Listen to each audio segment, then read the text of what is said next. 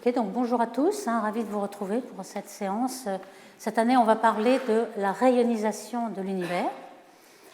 Donc, dans cette première séance, on va parler des contextes, de la base, et puis peu à peu, dans les autres séances, on va rentrer dans le détail et mieux expliquer ce qu'est la rayonisation. Donc déjà, qu'est-ce qu'on appelle rayonisation? À quelle époque cela se passe? Vous voyez ici un diagramme qu'on a déjà vu dans le passé, qui représente la succession des événements dans l'univers avec le temps qui s'écoule du haut en bas. Alors, ce que vous commencez par avoir en haut, évidemment, c'est le Big Bang, le début de l'univers. L'univers est très chaud, donc il est ionisé. Il y a des protons, électrons qui diffusent les photons, donc on a quelque chose d'assez opaque. Opaque jusqu'à une époque qui est 380 000 ans après le Big Bang. À cette époque, dû à l'expansion de l'univers, la température s'est refroidie et est tombée à 3000 degrés. Et à 3000 degrés, le proton et l'électron se recombinent en atomes d'hydrogène. Donc on a ce qu'on appelle un âge sombre. Un âge sombre fondé, l'univers est rempli d'hydrogène atomique, qu'on appelle H1, la première phase de H. Vous voyez qu'ici, on aura H2, c'est l'hydrogène ionisé, donc proton, électron. Et donc ici, on a l'atome neutre, atomique plutôt, évidemment non ionisé. Et on l'appelle sombre, pourquoi? Parce qu'il n'y a pas de lumière, il n'y a pas les premières étoiles, ne sont pas encore formées. Qu'est-ce qui s'est formé à l'époque dans la période où les photons et les baryons, les matières ordinaires, se diffusaient et faisaient un balai d'ondes acoustiques? En fait, pendant ce temps, la matière noire, qui s'est découplée des photons, évidemment, elle n'interagit pas avec les photons, elle s'est déjà effondrée par sa propre gravité pour former des halos noirs, donc des galaxies noires. Et dans cette époque-là, les baryons, donc la matière ordinaire, protons, etc., vont tomber dans ces halos de matière noire. On ne les voit pas, mais ce sont des puits de potentiel qui vont recueillir tous les baryons qui vont tomber. Et donc, on va former des premières étoiles dans les premières galaxies. Donc, quand on dit premières étoiles, c'est des groupes d'étoiles qui sont dans les puits de potentiel des halos noirs, donc dans les galaxies. Et puis, les premières étoiles, donc ça arrive à 500 millions d'années à peu près, 400 ou 500 millions après le début. On l'a symbolisé par une petite bulle jaune. Pourquoi? Parce que les premières étoiles, les étoiles massives, auront un rayonnement UV suffisant pour ioniser les atomes autour. Et donc, on a une bulle ionisée. Alors, évidemment, peut-être ce n'est pas suffisant quand il n'y en a qu'une, parce que l'univers est très dense. Il va se recombiner automatiquement. Et finalement, si la galaxie ne rayonne plus, elle va disparaître. Et puis, ils vont s'en former d'autres. Et peu à peu, il va y avoir un effet de boule de neige parce que d'abord, dans l'expansion, l'univers est de moins en moins dense ici. Il est plus facile d'ioniser un milieu ténu, on va voir, parce qu'il y a moins de recombinaisons. Et puis, il y a de plus en plus de galaxies. Donc, vous voyez que les bulles d'une galaxie sur l'autre vont se réunir et on a une percolation et on a une fusion de toutes ces bulles. Et à la fin, on pense que à peu près 1 milliard d'années après le Big Bang, l'univers est complètement rayonisé. Donc voilà pourquoi on dit rayonisation, c'est qu'il était ionisé, il redevient neutre et il se rayonise. D'où l'explication du ré. Donc ionisé, neutre, ionisé à nouveau. Alors évidemment, il est ionisé aujourd'hui, entre dans le milieu intergalactique, on a du gaz ionisé. Par contre, évidemment, dans les filaments plus denses ou dans les galaxies, il est neutre, il peut former des nuages moléculaires et reformer des étoiles, etc. C'est lorsqu'il est dense qu'il redevient neutre. Mais dans le milieu diffus intergalactique, il est rayonisé. Donc on a ici le système solaire, aujourd'hui 13,8 milliards d'années. Alors quels sont les indices que l'on a que ça se passe bien ainsi? Eh bien, pas grand-chose. Pour l'instant, on a des simulations numériques, on le verra dans le séminaire tout à l'heure, des simulations numériques qui montrent un peu la succession des événements. On a quand même quelques indices. On observe des quasars à z égale 6, 8. Alors cette ligne-là, c'est z égale 6, le redshift 6 qui nous donne une époque. On a des quasars ici, dans cette période-là, donc la période où il y a encore pas mal d'atomes neutres, donc de milieux neutres à l'intérieur entre les galaxies. Et donc, ce qu'on voit dans les absorbants des quasars, à cette période-là, à ce redshift-là, on voit un trou, une absorption complète, parce que l'hydrogène atomique absorbe le rayonnement continu des quasars. On va le voir. Donc, on a des indices ici. On a aussi l'indice du ciel qui a été cartographié par les satellites qui observent le fond cosmologique micro-ondes, qui sont WMAP, Planck, qui donnent un peu. Alors, on a vu qu'ici, dès qu'on avait des ions, on diffusait les photons. Mais ici, évidemment, les photons vont en ligne droite et puis tout d'un coup, ils voient encore des milieux ionisés, donc il va être rediffusé. Et donc on a une petite déformation des fluctuations là-haut et qu'on peut connaître le taux de fluctuation, le taux de diffusion, et on peut avoir des renseignements avec le ciel de Planck, par exemple, on va y retourner. Et donc toute cette recherche ici, de caractériser cette époque de réionisation, c'est tout simplement pour connaître ce qui s'est passé dans l'univers, les premières étoiles, quand est-ce qu'elles se sont formées, les premières galaxies, quand est-ce qu'elles se sont formées, toute cette période-là qu'on ne connaît pas bien. On connaît beaucoup plus celle-ci parce qu'on observe directement mieux les galaxies. Et donc c'est un petit peu la question. On voudrait savoir comment on passe de cette dernière surface de diffusion, qui a été, c'est le ciel de Planck ici. Donc vous voyez toutes les petites fluctuations qui sont des contrastes de densité très très faibles. On a un contraste delta rho sur rho qui est de l'ordre de 10-5. Les fluctuations en température et en densité sont de 10-5. C'est très très homogène, donc très faible. Et ces fluctuations vont donner aujourd'hui tout cet univers très contrasté qu'on observe. La densité moyenne entre les galaxies, c'est peut-être 10-29 grammes par centimètre cube, alors que vous avez des planètes à 1 gramme par centimètre cube. On voit qu'il y a une contraste de densité entre galaxies et intergalactiques, et on aimerait savoir comment ça s'est produit, surtout que l'expansion contrecarre la gravité, donc l'expansion empêche plutôt la condensation. Une autre façon de le voir, c'est de représenter jusqu'où va-t-on avec les télescopes. Ici, on a le télescope spatial Hubble qui a fait de grands progrès dans ce domaine.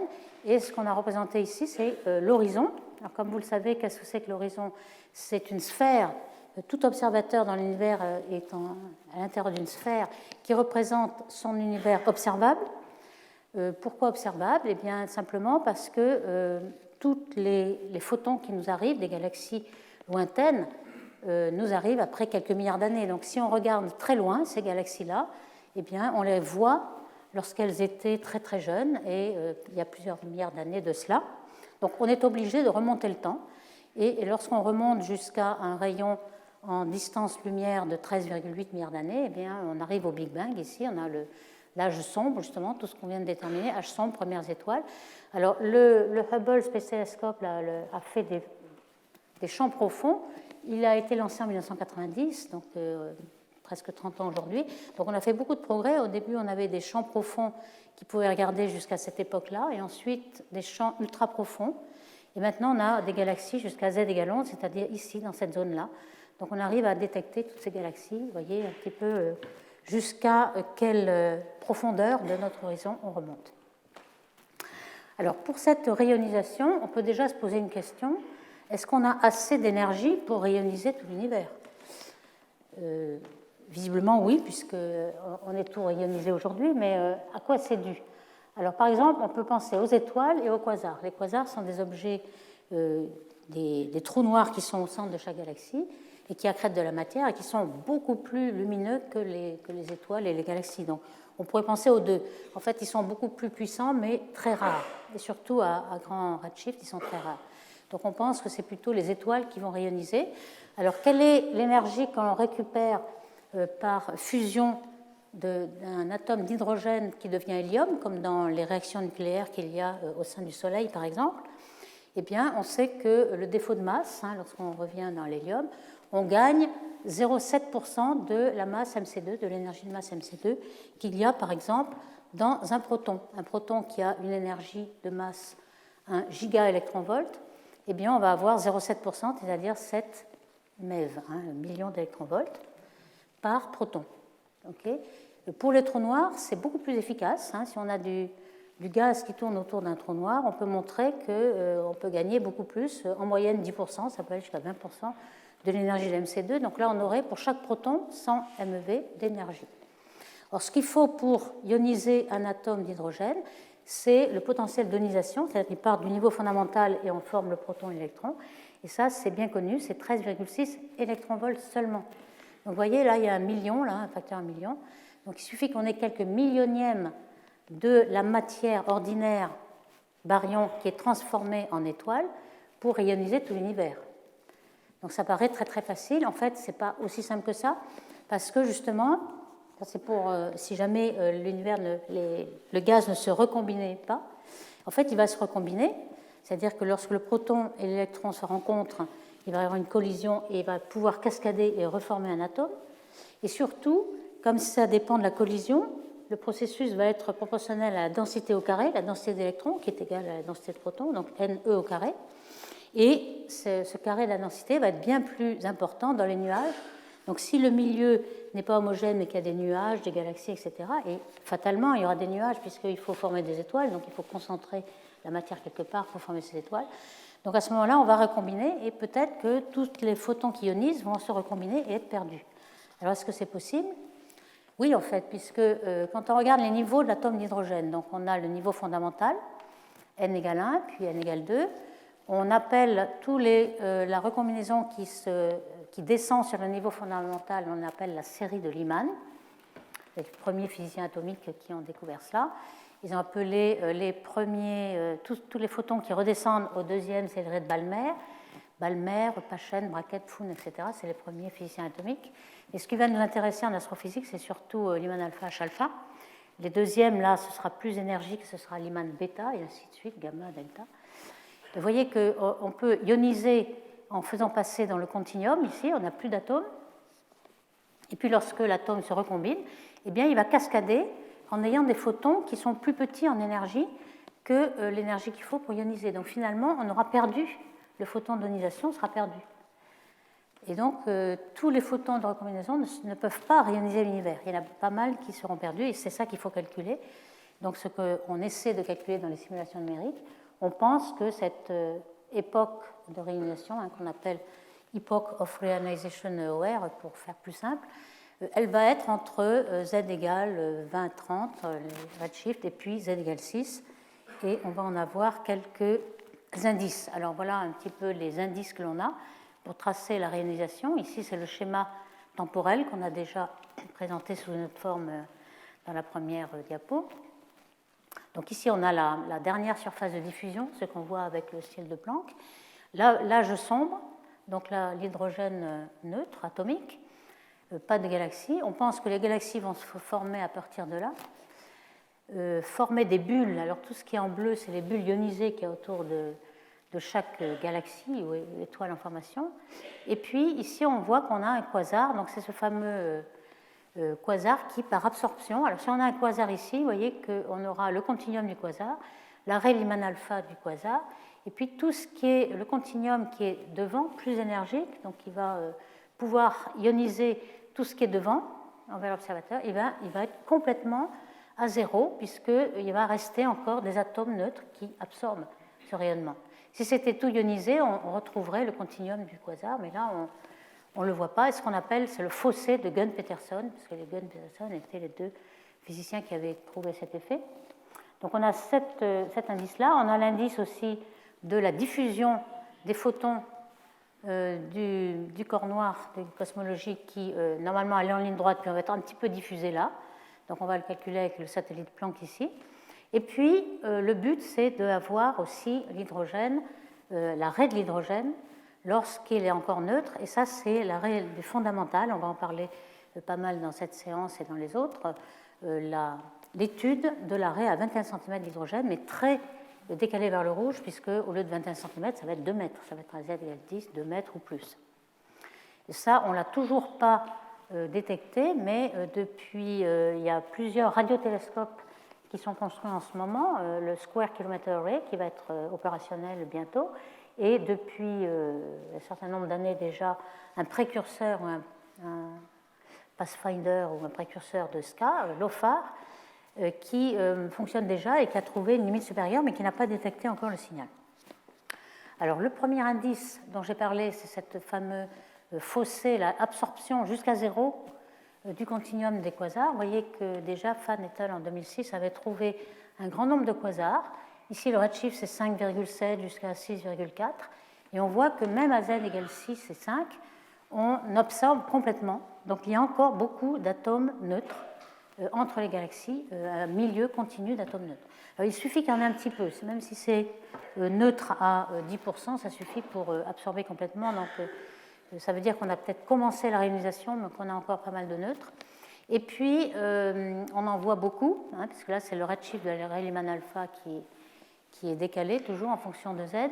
Mais évidemment, on s'est aperçu en regardant beaucoup de ces quasars qu'il n'était pas tout à fait linéaire. On pouvait trouver quelque chose qui était plus rayonisé à Z égale 7 qu'à Z égale 5 dans certaines directions, parce que la rayonisation ne se passe pas partout à la même vitesse. Il y a des régions qui sont plus denses que d'autres, et donc ça se forme en paquets. Donc voici un peu comment on peut s'imaginer que va se produire cette rayonisation. Donc on a en jaune le gaz atomique hydrogène neutre, mettons à Z égale 30, et on a des petites galaxies. Alors ces galaxies vont grossir par fusion entre galaxies, donc on sait qu'au début on forme les petites structures qui ont ce qu'on appelle une température de viriel, c'est-à-dire un puits de potentiel gravitationnel qui est assez petit et qui équivaut en énergie cinétique à une température de 10 puissance 4. Donc c'est 10 puissance 4 est typique parce que c'est justement la réionisation de l'atome d'hydrogène. Et puis les grosses structures en rouge vont être beaucoup plus puissantes et beaucoup plus capables d'ioniser.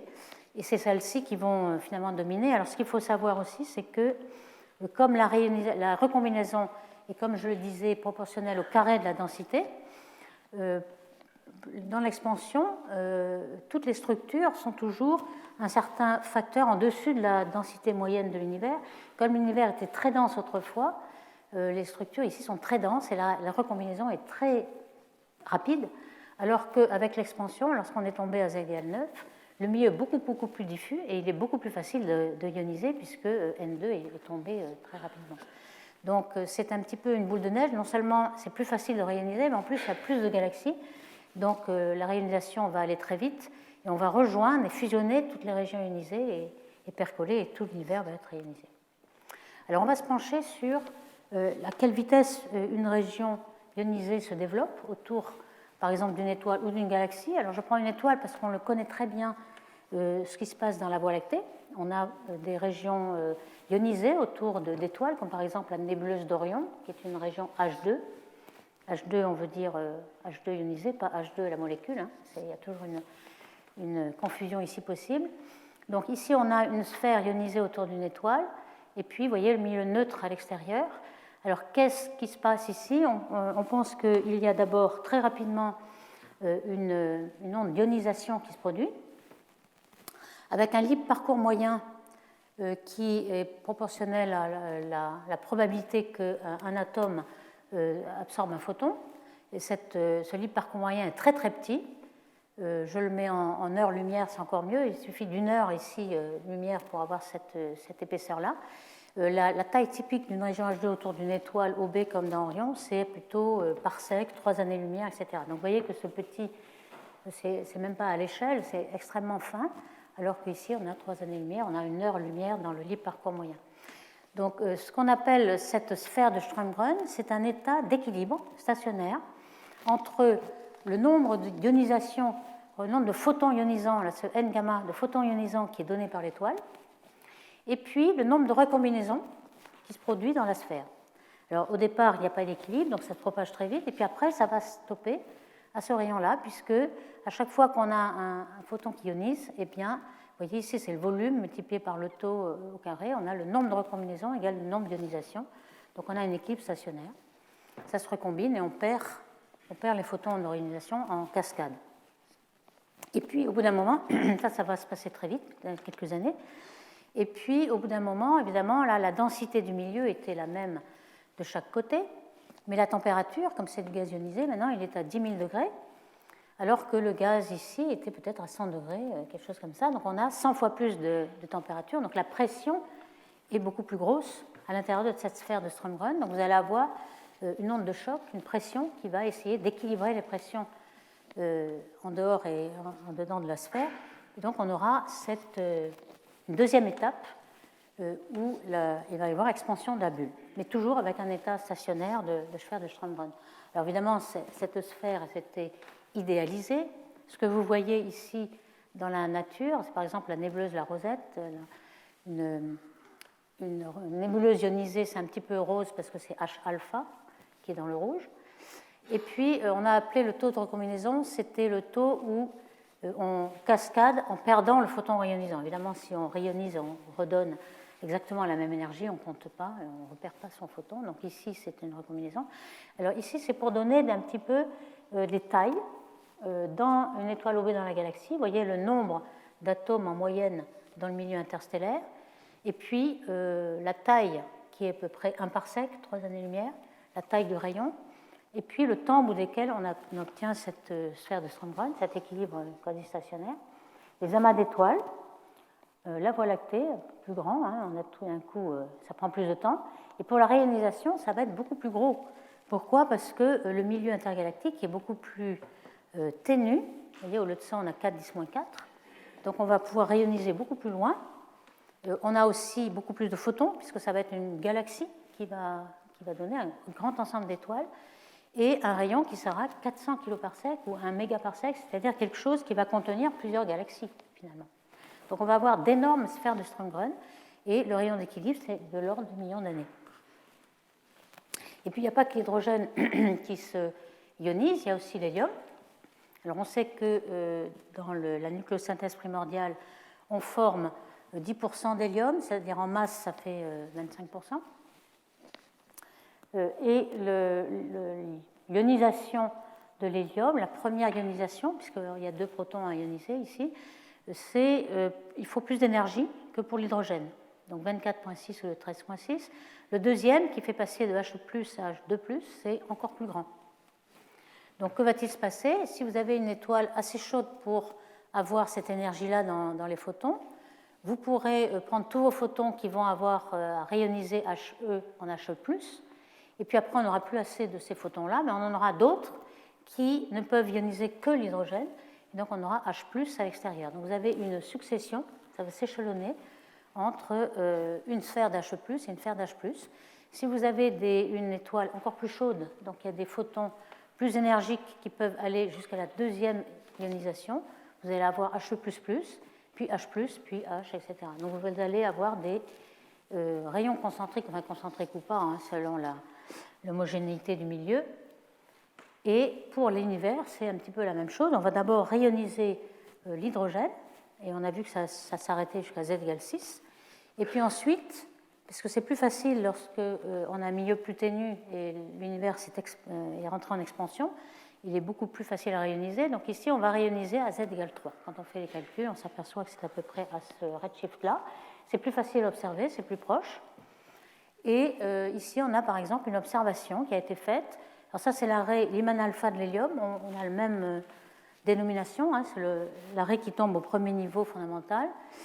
Et on a une observation devant un quasar. On a ce creux, le fossé de Gunn-Peterson. L'observation, c'est l'arrêt en noir. La simulation en gris, on voit qu'on a absorbé complètement ici. Alors là, c'est à 304 angstroms, ce n'est pas à 1200 angstroms. Et on voit qu'on a détecté la première réionisation de l'hélium à Z égale 3. Et puis il y a d'autres, il n'y a pas que l'hélium. Une fois que les premières étoiles se sont formées, on a des éléments lourds qui vont se former, comme l'oxygène, l'azote, le soufre, etc. Ici, on voit qu'on va avoir des rayons qui s'échelonnent, et ça peut expliquer les belles couleurs que l'on a dans les nébuleuses planétaires, qui sont un peu la même chose. Nébuleuse planétaire, c'est une étoile un peu comme le Soleil qui, en fin de vie, va exploser son enveloppe. On aura une naine blanche au centre, et on a du gaz ionisé qui est sorti. Alors, il y a plusieurs sphères. Hein. En vert, vous avez l'arrêt de O3, qui correspond à cette longueur d'onde, donc vous voyez en vert. H-alpha, c'est orange, rouge, donc vous voyez l'arrêt en rouge, etc. Ici, en He plus bleu. Donc, on a toute cette succession. Ici, c'est la nébuleuse des hélices. Vous avez du bleu, du jaune. Alors, il y a aussi l'oxygène. En première, il y a plusieurs ionisations de l'oxygène. Le premier niveau, curieusement, c'est très proche de l'énergie qu'il faut pour H. Donc, on peut avoir une complication avec l'échange de charge entre les deux, hein, OH+, et O plus H. Mais on peut aussi calculer un peu tout ce que, lorsqu'on a 6 électrons, 5 électrons, 4, 3, etc., vous voyez le niveau d'électron-volt qu'il faut pour ioniser les diverses étapes, hein, O0, O+, O2+, O3+. Et tous ces divers rayons expliquent toutes les couleurs que l'on voit dans ces régions ionisées qui ont de plus en plus d'énergie ou moins d'énergie. Avec le soufre aussi, on a ce genre de choses. Donc, les différentes phases, on les a un petit peu mentionnées tout à l'heure. On a d'abord une première phase très rapide où on fabrique la sphère de Strömgren et on arrive à l'état stationnaire où le nombre de recombinaisons égale le nombre d'ionisations. Et puis ensuite, il y a la pression qui pousse et on peut avoir des coquilles qui se forment et on peut chasser un peu la matière ici pour avoir ces coquilles. Donc ça, on l'observe dans les étoiles, dans les régions H2 autour des étoiles dans la Voie lactée. Et pour la réionisation, ce qui nous intéresse, c'est qu'on va avoir les mêmes choses, mais on va avoir une sphère de Strömgren beaucoup plus grande. Et par exemple, pour un quasar, la sphère de Strömgren va rentrer en expansion très très rapidement. Pourquoi? Parce que le quasar est très puissant, beaucoup plus de rayonnement. Il va pouvoir avoir une sphère de jusqu'à 5 mégaparsecs, donc un très grand volume.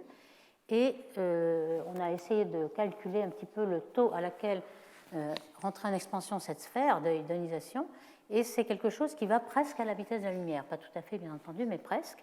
Et donc, quand on a un phénomène comme cela, et qu'on essaie de le mesurer avec des traceurs, des messagers qui vont à la vitesse presque de la lumière aussi, on a une compétition entre les deux, et on a des phénomènes d'illusion qui font croire qu'il y a des régions qui viennent vers nous à une vitesse supérieure à la vitesse de la lumière. On l'a déjà vu, ce problème-là, lorsqu'on avait des jets radio qui étaient éjectés par un trou noir, et le plasma qui sort par ces jets est presque à la vitesse de la lumière aussi.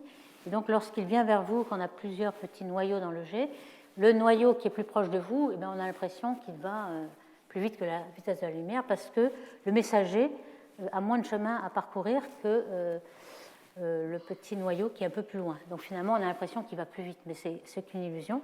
Et là, on pense qu'on va avoir un peu la même chose. Alors, évidemment, l'ionisation va se propager de façon tout à fait isotrope, donc sphérique.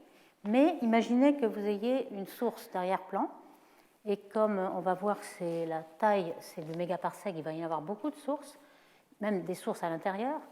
Et vous voyez que si la source essaie de nous envoyer un photon, lorsque la source arrive en A, le quasar, sa sphère est arrivée jusqu'à ce rayon-là. Et puis, lorsqu'il arrive en B, le quasar, il aura eu le temps de rentrer en expansion pendant ce temps, et comme les deux mouvements vont à presque la vitesse de la lumière, le quasar sera à ce niveau d'expansion lorsqu'il arrivera en B. Donc vous voyez que la forme que va avoir, d'après l'observateur, cette expansion, ce n'est pas la forme réelle qui est sphérique, mais cette forme un peu déformée, due au fait que le messager il prend moins de temps à nous faire parvenir son photon lorsqu'il est ici. Donc c'est le phénomène un peu superluminique que l'on a. Donc ça c'est très intéressant parce qu'on va pouvoir peut-être avoir, si on a un quasar dans cette région de réionisation, on peut avoir des absorbants plus ou moins jusqu'à zéro, l'effet de Gunn-Peterson, ou bien plus ou moins des forêts Lyman alpha. Et en tout cas, ça nous donnera des renseignements sur le milieu, est-il ionisé, neutre, à quelle vitesse ionise le quasar, etc. Donc ça a été simulé par Yu et al. Donc la distance entre O et C, c'est-à-dire le rayon de la bulle, c'était 5 mégaparsecs, et sur le ciel, 7 minutes d'arc, donc c'est quand même quelque chose qui est très grand, et on a plusieurs galaxies et plusieurs grumeaux qui sont à l'intérieur, donc c'est possible que l'on puisse observer dans toutes ces raies. Alors ici, vous avez un creux qu'on va appeler une prairie, parce qu'on appelle en général toutes les raies, lorsque le continuum n'est pas à zéro, la forêt Lyman alpha, puisqu'il y a des tas de raies Lyman alpha qui absorbent. Ici, on aura une prairie. Et si on peut regarder d'un coin à l'autre, on pourrait connaître quelque chose sur le quasar et sur l'état d'organisation de l'univers. Donc c'est ça le problème. Alors ce n'est pas aussi simple que ça parce qu'on a fait un modèle sphérique où tout est symétrique, etc. et il n'y a pas de grumeaux. Mais en fait, le milieu n'est pas homogène. On peut le caractériser par le facteur C. Alors C, c'est quoi? C'est la valeur moyenne du carré de la densité d'hydrogène sur le carré de la valeur moyenne de la densité. Donc si NH est homogène, C égale 1. Mais s'il n'est pas homogène, évidemment, vous pouvez avoir des valeurs 10, 20, 30, 40, si le milieu est très condensé en petits nuages, par exemple, en petites galaxies, en petits nuages. Donc s'il est très contrasté, évidemment, le NH au carré sera bien plus grand que la moyenne au carré. Donc on va pouvoir, avec des simulations ici, avoir beaucoup d'informations. Ici, c'est une simulation de Yu et al. Qui montre que le rayon atteint par la sphère de Strömgren en fonction de ce facteur de condensation, C. Alors vous voyez que C peut être 10, 30, 50. En fonction de l'âge du quasar, le temps que met cette sphère de Strömgren à se bâtir, c'est de l'ordre de 10 millions d'années. Et curieusement, c'est aussi le cycle du quasar. Lorsqu'un quasar, c'est quoi? C'est un trou noir qui accrète de la matière, et la matière tombe et puis est absorbée selon 10 accrétions, et on pense, on l'a observé, qu'il y a des phases d'accrétion comme ça qui durent que 40 millions d'années, donc 4 10 puissance 7 ans. Et peut-être que le quasar n'aura même pas eu le temps d'atteindre sa sphère de Strömgren quand le combustible qui lui donne son énergie aura disparu. Donc peut-être qu'il y a une compétition entre les deux, mais en tout cas, selon la quantité d'hydrogène neutre que vous avez un rayon plus ou moins grand, et ici, selon la condensation, vous voyez que si c'est 10, on va beaucoup plus loin que si on a beaucoup de nuages qui recombinent et qui empêchent la réionisation. Donc tout ceci a été simulé, pas encore observé. Enfin, on peut quand même faire une comparaison entre les quasars qui sont connus à z égale 6, 7, donc dans cette période de réionisation, et avec les modèles en fonction de la variable C, là, cette condensation. Et on voit que les quasars qu'on connaît, ils correspondent à C égale 35. Donc c'est quelque chose qui est très condensé déjà. Ici, c'est plusieurs modèles en fonction de l'âge et période du quasar, donc la forme que peut avoir le rayon de Strömgren, qui normalement est sphérique, mais qui a une certaine forme ici. Et qui pourrait nous dire, selon cette forme, si on l'observe, qui pourrait nous dire quel est le degré d'ionisation de l'environnement du quasar.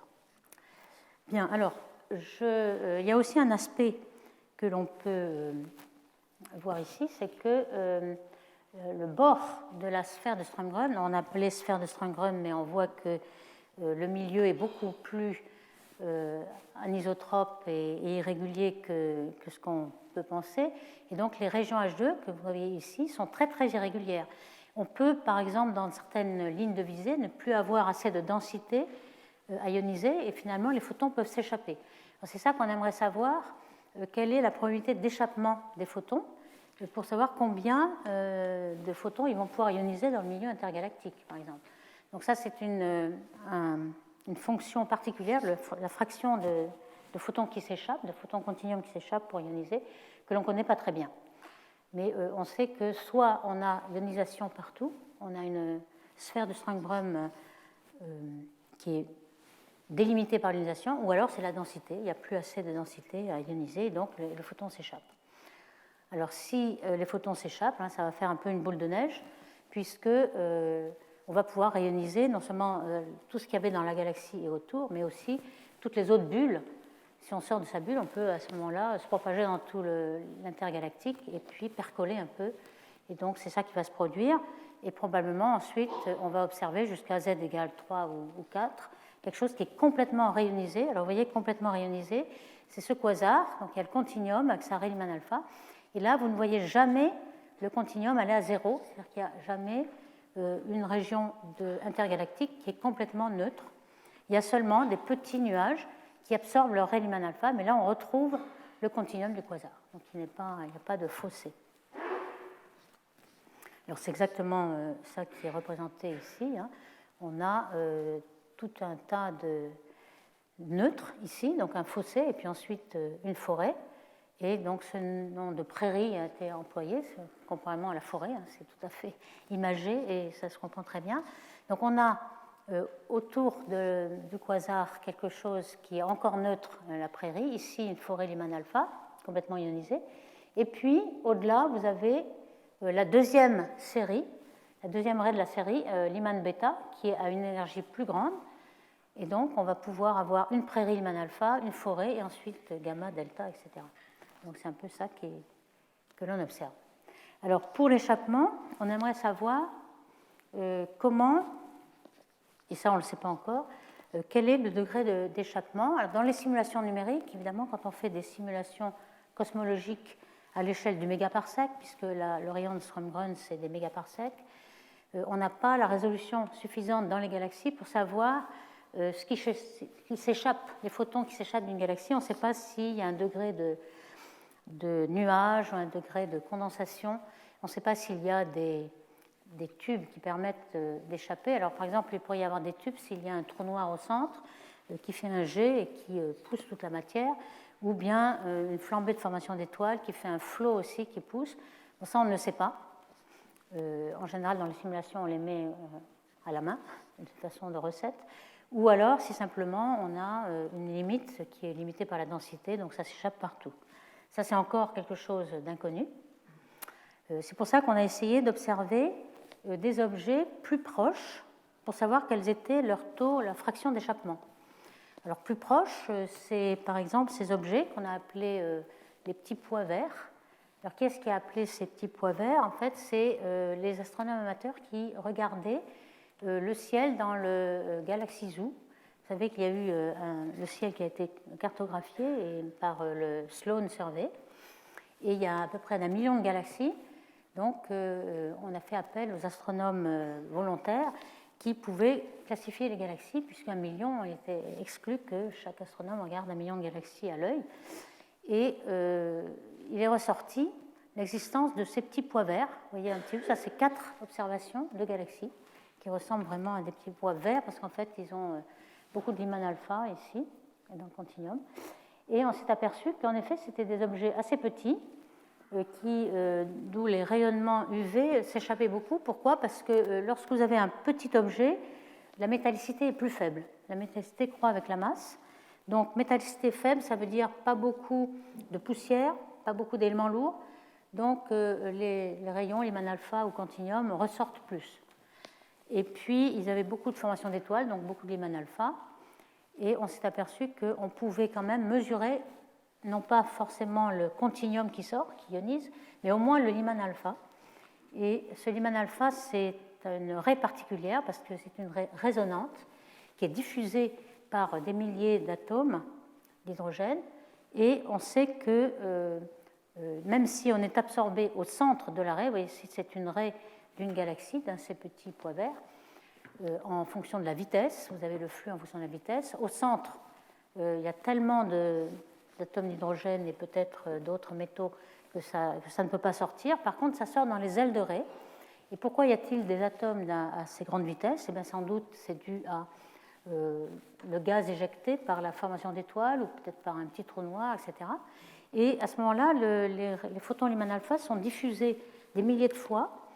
Au centre, ils vont être absorbés, mais au bord, ils vont être un tout petit peu, par effet Doppler, décalés en vitesse, et finalement, ils vont sortir, parce qu'à grande vitesse, il y a beaucoup moins d'absorption.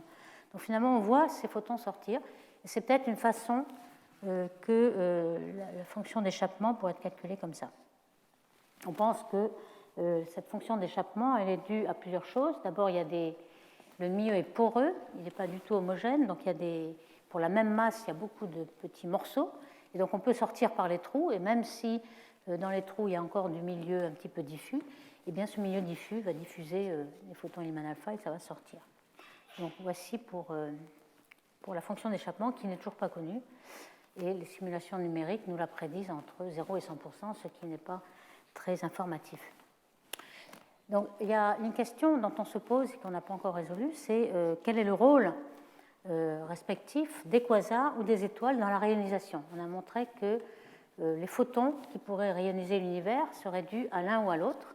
On pense aujourd'hui que ce sont les étoiles qui dominent, parce que les quasars, ils ont beau être beaucoup plus puissants, ils sont beaucoup moins nombreux, mais on n'en est pas exactement sûr. Et en tout cas, les quasars peuvent chauffer par les rayons X très durs, et qui sont assez peu absorbés, qui peuvent chauffer le gaz et catalyser, par exemple, la formation de H2 et d'étoiles. Alors, il y a quand même des phénomènes physiques qui sont très intéressants dans la réalisation. C'est qu'on pourrait avoir, dans cette époque, l'origine des champs magnétiques extragalactiques que l'on observe aujourd'hui, mais on ne sait pas exactement quelles sont les graines. On sait qu'il y a des effets dynamo qui vont amplifier le champ, mais la graine du départ, on ne sait pas. Et ça pourrait être dû justement à cette batterie de Biermann qui est représentée dans la slide suivante ici. Vous avez, puisque c'est une rayonisation, vous avez beaucoup de gradients de densité d'électronique. Vous avez aussi des gradients de température. Et on peut penser que ces électrons, dans ces gradients, ils vont bouger.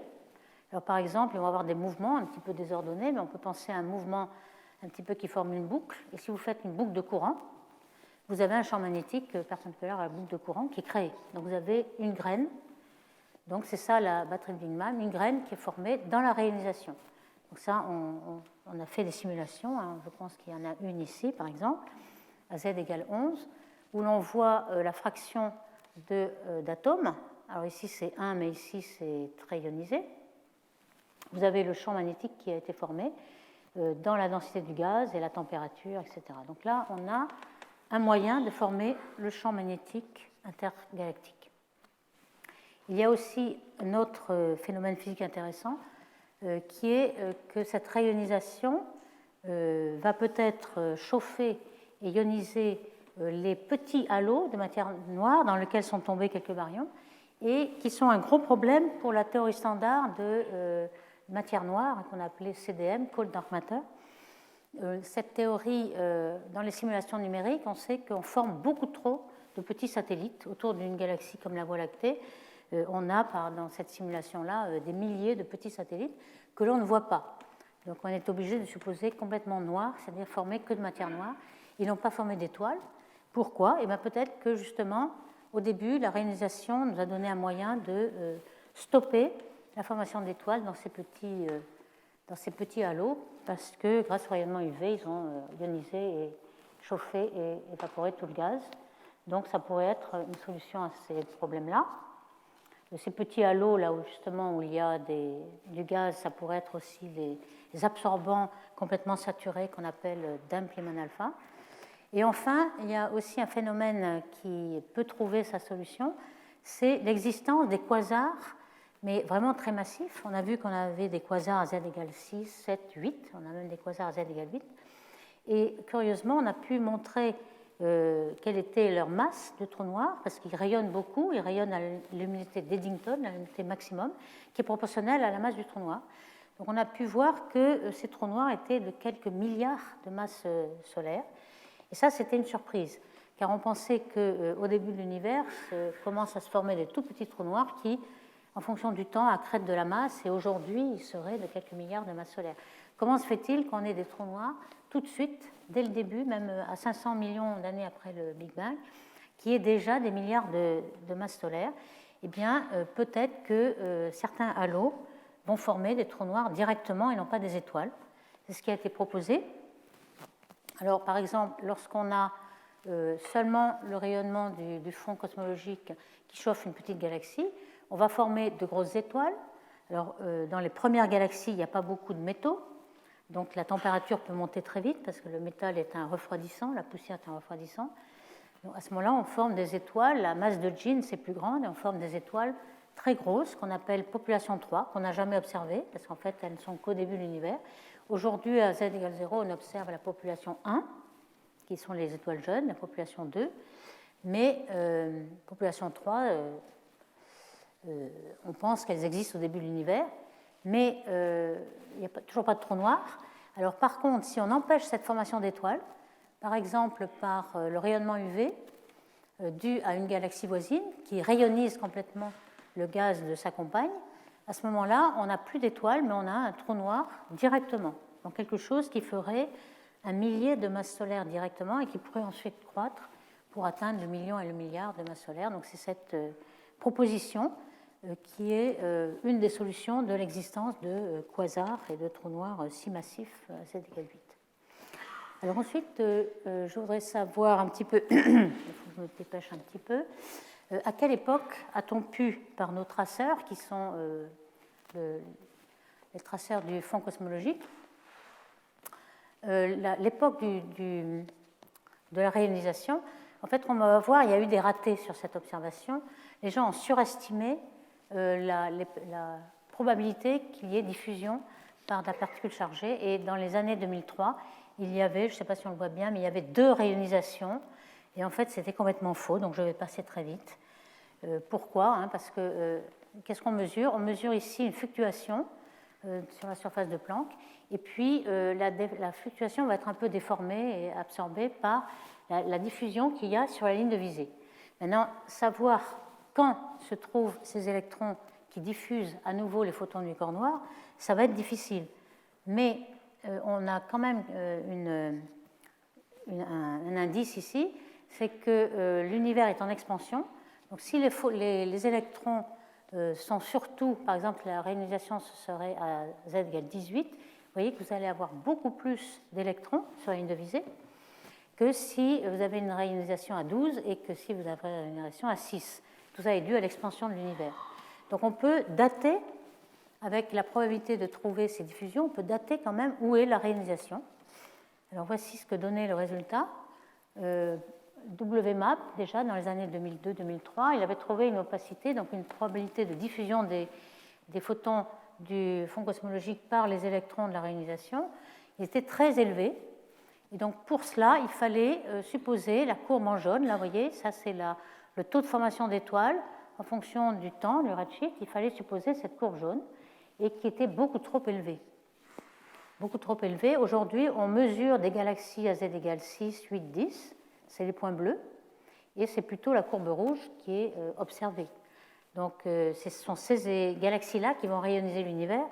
Donc on va sans doute avoir une rayonisation qui correspond à la courbe rouge. Et en effet, on a vu que Planck avait commencé à mesurer cette fameuse opacité à une valeur très proche de WMAP, et puis finalement c'est tombé, et maintenant on est presque un facteur 2 en dessous. Donc on commence à être compatible avec ce qu'on observe en optique, donc le taux de formation d'étoiles en fonction de Z. Alors voici la récapitulation de cette fameuse opacité qui a commencé très haut et qui revient très bas. Ici, c'est l'époque où les papiers ont été publiés, 2013. Et puis tout d'un coup, on est passé de 0,09 et puis on est tombé très bas. Là, en 2018, on était à 0,055. Et en 2019, donc Pagano et al., on remonte un tout petit peu. Donc finalement, ça veut dire qu'on converge quelque part. En fait, on ne va pas descendre trop bas. Et on converge. Et maintenant, ça commence à être compatible avec ce qu'on sait par ailleurs du nombre d'étoiles qui se forment dans l'univers. Donc, on pense qu'on a atteint quelque chose. Alors pourquoi c'était faux? C'était le problème de calibration des données du fond cosmologique, de Planck, etc. Alors il y a aussi un diagnostic qui vous permet de savoir où était l'époque de la réionisation, c'est le diagnostic des émetteurs Lyman alpha. Donc c'est des galaxies qui, par leur taux de formation d'étoiles, émettent du rayonnement Lyman alpha. Et en fonction, on les mesure directement avec le Hubble Space Telescope. Ici, on avait quelque chose qui commence à monter un tout petit peu parce qu'il y a moins de poussière dans les galaxies, donc on le voit un peu mieux, et puis tout d'un coup, ça tombe. Et le fait que ça tombe, ça veut dire que c'est absorbé par l'hydrogène neutre qu'il y a entre les galaxies. Donc ça veut bien nous dire qu'on rentre dans la période où l'hydrogène n'est pas encore rayonisé, et donc ça veut dire que c'est Z égale 6. Donc cette tombée-là, ici, est due au fait qu'on a plein de... ici, on voit la chute ici. Donc, vous voyez, il y a quand même des barres d'erreur, c'est encore pas très précis, mais ça confirme le fait de l'indice qu'a donné Planck, qui était à peu près le Z moyen, c'est à peu près 8 de la réionisation.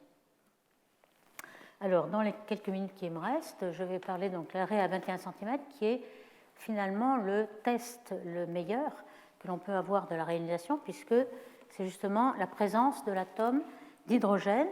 Alors, comme on sait, cet arrêt à 21 cm, qui a été découvert dans les années 50, et dans l'espace aussi, c'est l'arrêt où vraiment le niveau fondamental, et il s'agit d'un proton et un électron. Donc vous avez le spin du proton I et le spin de l'électron J, et soit ils sont parallèles, soit ils ne le sont pas. Donc F, la somme, c'est égal 0 ou 1.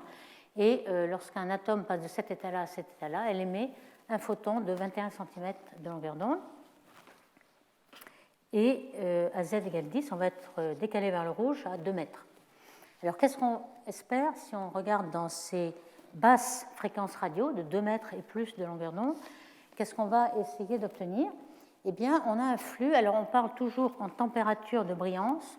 Il s'agit de la fonction de Planck qui, dans les basses fréquences, c'est approximé par l'approximation de Rayleigh-Jeans, donc c'est proportionnel à la température. Donc au lieu de donner un flux avec toutes les quantités qui sont devant, qui sont fonction de beaucoup de constantes fondamentales, on parle en température, ce qui est beaucoup plus simple. donc l'unité sera les degrés K. Donc la température de brillance qu'on va observer, pour un nuage qui sera à une température cinétique, cette fois-ci température vraie, c'est-à-dire une petite estimation du mouvement brownien des atomes entre eux, donc température cinétique.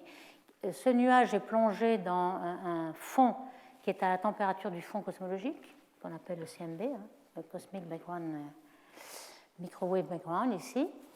Alors, si on regarde dans cette direction, par exemple, donc on va voir d'abord un signal qui est la température du corps noir, mais absorbée par l'épaisseur optique tau, du moins tau, et puis l'émission du nuage, avec l'émission avec la température de spin. Ce n'est pas tout à fait la température cinétique si le gaz n'est pas thermalisé. Alors, la température de spin, qu'est-ce que c'est? C'est la température de population des niveaux. C'est-à-dire que plus le niveau 1 par rapport au niveau 0 est élevé, plus on dira que la température de spin est élevée. C'est-à-dire qu'on a excité l'atome dans les degrés élevés. Donc, si on a par collision entre atomes thermalisé cet atome, on aura TS égale TK. Mais ce n'est pas toujours le cas. Et donc, on va observer en fait non pas une ligne de visée, mais deux lignes de visée. On va regarder la différence avec le fond. Parce qu'en absolu, on ne peut pas mesurer des toutes petites grandeurs, on va juste mesurer des différences. Donc, c'est cette différence qu'on mesure. Et lorsqu'on est à un grand redshift, elle va être décalée vers le rouge, plus Z. Donc, finalement, comme tau est très faible, 1 moins tau, c'est tau. Donc, c'est cette formule-là qu'on va détecter, le flux qu'on va détecter. Et vous voyez que si la température d'excitation, la température de spin de l'atome est égale à la température du fond, on ne va rien voir du tout. Donc le but, c'est est-ce que la température ici du gaz va être égale à la température du fond? Alors s'il y a un équilibre de radiation, oui, mais on espère que non. Et alors ce qu'on va voir, alors on peut le mettre, on va le développer en fonction de la quantité de la fraction de H1, c'est la quantité, le taux est proportionnel à la quantité d'atomes que vous avez sur la ligne de visée.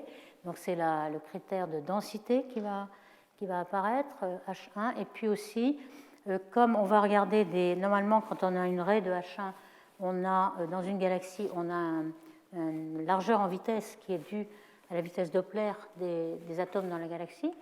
Par contre, ici, on va regarder sur des mégaparsecs. Et donc la largeur de la raie, ça va être plutôt la vitesse qui est due à l'expansion de l'univers. Donc on va faire apparaître un delta V qui sera proportionnel à cette constante de Hubble. Et alors, quelle va être cette température? Eh bien, il faut savoir que finalement, la température du gaz va tomber en dessous la température du fond. Alors, comment on peut le savoir? Ici, vous avez dans l'expansion, vous savez que le rayon de l'univers, R de T, c'est l'inverse de 1 plus Z. Z, c'est la variation de lambda, la longueur d'onde du photon. Donc ici, c'est le rapport entre les longueurs d'onde du photon, si vous voulez, et le photon, lui, sa longueur d'onde s'expanse comme le rayon de l'univers. L'espace se dilate et le photon se dilate. C'est ça exactement le décalage vers le rouge. Donc le décalage vers le rouge ici, c'est exactement la taille R de T.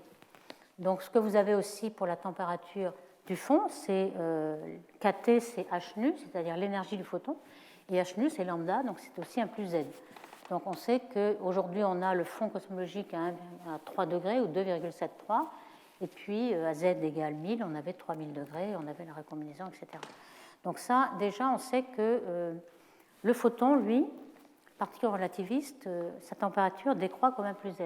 Par contre, le gaz, lui, n'est pas relativiste, et la physique sera différente. On peut penser, et c'est très vérifié, que l'expansion est adiabatique. Elle ne va pas être. On s'expanse, c'est une dilatation de l'espace, ce n'est pas une expansion due à un autre phénomène physique. Donc on va appliquer la loi des gaz parfaits.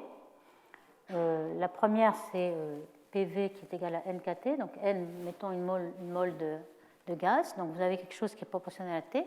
Et puis, si c'est adiabatique, par exemple, PV gamma, avec gamma le facteur de rapport des capacités calorifiques, et gamma pour un gaz monoatomique, c'est 5 tiers. Donc on fait un petit calcul en éliminant P de ces deux équations et on trouve que la température du gaz varie comme R, le volume ici, R-2, et donc en 1 plus Z au carré. Donc il descend plus vite que le photon. Donc au départ, le photon et le gaz sont à la même température. Ensuite, le gaz devient plus froid et on a l'espoir de peut-être voir l'absorption de l'atome d'hydrogène sur le fond cosmologique. Possible. Alors, il faudrait pour ça que la température de spin soit égale à la température cinétique, ce qui est vrai s'il y a assez de collisions. Au départ, c'est vrai puisque l'univers est assez dense pour qu'il y ait équilibre. Ensuite, ce sera plus vrai et à nouveau, le TS va devenir égal à la température du fond et on ne verra rien. Alors après, il va y avoir une autre étape où il va y avoir formation d'étoiles et formation de photons Lyman alpha dus aux étoiles. Alors, les photons Lyman alpha qui vont être absorbés par les atomes d'hydrogène. Alors, ici, j'ai représenté le niveau fondamental et l'arrêt est ici à 21 cm. Et puis, l'arrêt Lyman alpha, ça va propulser, si un atome absorbe Lyman alpha, ça va propulser assez haut, au niveau n égale 2. Et pour retomber, il y a des règles de sélection. Il y a des règles de sélection, delta J égale plus ou moins 1, ou 0, mais pas de 0 à 0, etc. Donc, tous les pointillés, c'est impossible. Interdit, et tout ce qui est en plein, c'est permis. Donc finalement, on voit qu'il y a beaucoup plus de permis qui retombent sur le niveau du haut.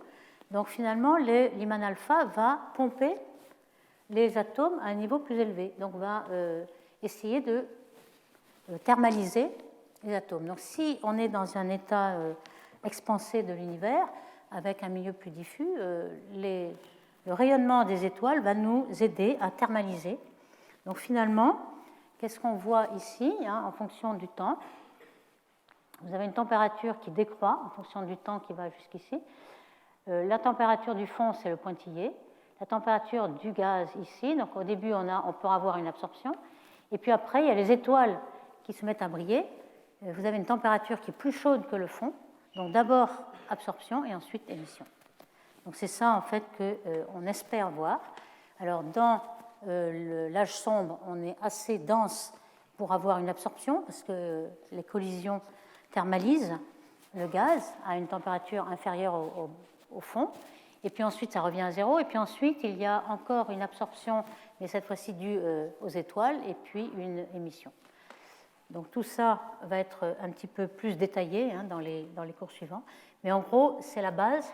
On espère trouver en effet du gaz qui va avoir ce genre de structure. Alors il y a à la fois des simulations complètement qui suivent la physique avec du transfert radiatif, c'est très complexe, avec de rayonnement continu, de rayonnement Lyman alpha, on va en entendre parler avec Benoît Semelin tout à l'heure, ou alors des modèles semi-analytiques qui vont plus vite et qui permettent peut-être de faire varier les paramètres. Alors vous voyez, je ne détaille pas tout ça, mais c'est les paramètres varient, toute la courbe que je vous ai montrée, on ne sait pas exactement où elle est, mais il y a beaucoup de variations.